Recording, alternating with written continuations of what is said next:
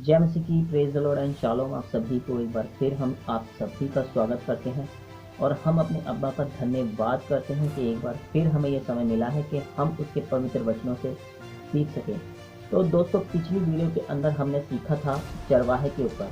हमने डिकोड करके देखा था अपने यहोवा के नाम के अंक को, और यूहन्ना 6 अध्याय के अंदर जो अंक हमें यीशु मसीह द्वारा दिखाए गए थे, हमने उनको डिकोड किया था। तो हमें 26-26 मिला था, और ये 26-26 इस बात को साबित करता है कि यूहन्ना 6 अध्याय के अंदर जब यीशु मसीह ने वो चमत्कार किया, ये साबित कर रहा था कि ये वही यहोवा है जो भजन संहिता के अंदर जिसके बारे में राजा दाऊद ने कहा था कि यहोवा मेरा चरवाहा है। ये वही यहोवा है जिसके बारे में भजन संहिता 23 बोलता है।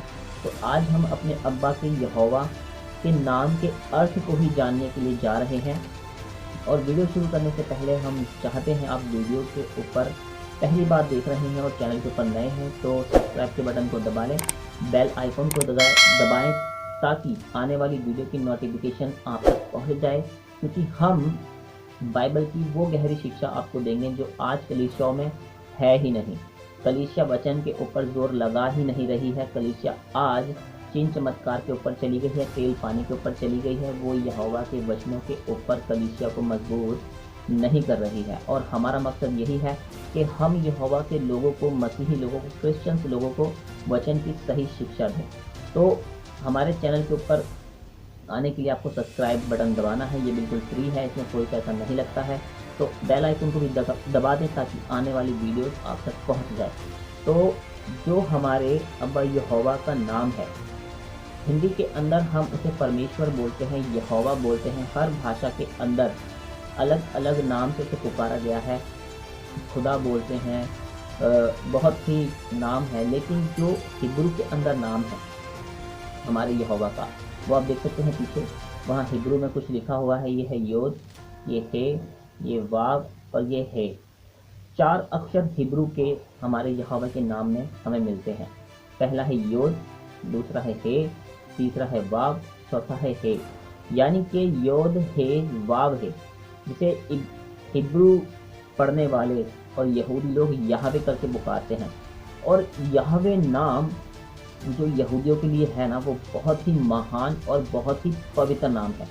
हम तो यहवे के नाम को हर बात के अंदर इंक्लूड कर देते हैं, चाहे हम अच्छी बात बोलें, चाहे हम बुरी बात बोलें, हम अपने यहोवा अब्बा के नाम को उसमें शामिल कर देते हैं। और बाइबल इस बात को बताती है, जब हम 10 आज्ञाओं के अंदर पढ़ते हैं, वहाँ पे लिखा है कि तू यहोवा के नाम को व्यर्थ ना लेना। जब भी हम व्यर्थ नामों की तरफ जाते हैं, तब हम अपने यहोवा अब्बा के नाम को भी उसमें शामिल कर देते हैं, जिसके बारे में बाइबल हमें बिल्कुल मना करती है। तो यहूदियों के लिए ये नाम बहुत ही महान है, बहुत ही पवित्र है। और मैं आपको बताना चाहता हूँ कि साल में सिर्फ एक बार प्रायश्चित के पर्व के अंदर सिर्फ एक ही शख्स हमारे अब्बा का नाम लेता था। वो कौन था? वो था महायाजक। सिर्फ एक बार। किस लिए लेता था? क्योंकि इज़राइल के सारे गुनाहों को क्षमा कराने के लिए जब वो भेंट चढ़ाता था, तब वो यहोवा अब्बा के नाम को पुकारते थे और उनके पाप जो थे वो क्षमा होते थे। उसके बाद यहूदी लोग कभी यहोवा अब्बा के नाम को नहीं लेते थे।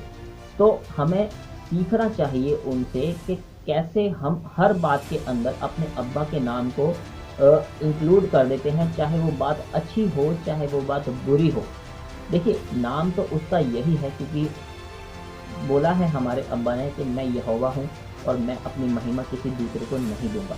उसकी महिमा यहोवा के नाम की ही होती है, लेकिन उसके नाम के जो टाइटल हैं वो अलग अलग दे रखे हैं। यहूदी लोग उसे अदनोई करके बुलाते हैं, उसे एलोहीम करके बुलाते हैं, उसे कादोश करके बुलाते हैं।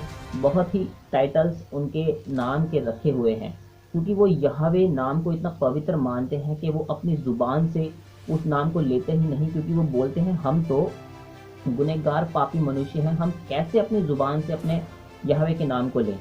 तो हमारा जो यहवे का नाम है, हमारे परमेश्वर का नाम जो है, वो है युद्ध है वाव है। और इस युद्ध है वाव है के अंदर 4 अक्षर मैंने आपको बताए हैं होते हैं, और इन चारों ही अक्षर की एक एक वैल्यू है। योद अक्षर जो है 10वें नंबर पे आता है, उसकी वैल्यू 10 ही है। और हे जो अक्षर है वो 5वें नंबर पे आता है, उसकी वैल्यू 5 है। वाव जो है वो छठे नंबर पे आता है, उसकी वैल्यू 6 है, और दोबारा से जो हे है उसकी वैल्यू 5 है।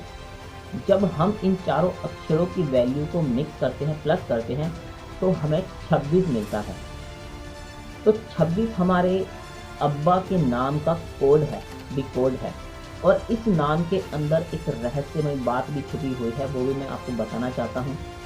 जो ये योद है ना, जब हम इनकी तस्वीर देखेंगे, क्योंकि हिब्रू अक्षरों की एक एक तस्वीर है, हर अक्षर की कोई ना कोई तस्वीर है। तो जो ये योद है, इसकी जो तस्वीर है वो एक हाथ है, एक हाथ। और जो ये है, हे की तस्वीर मैंने पिछली वीडियो में आपको बताया था कि हे की तस्वीर है देखना, खिड़की, एक खिड़की है, और वो देखने को दिखाती है कि हमें देखना है।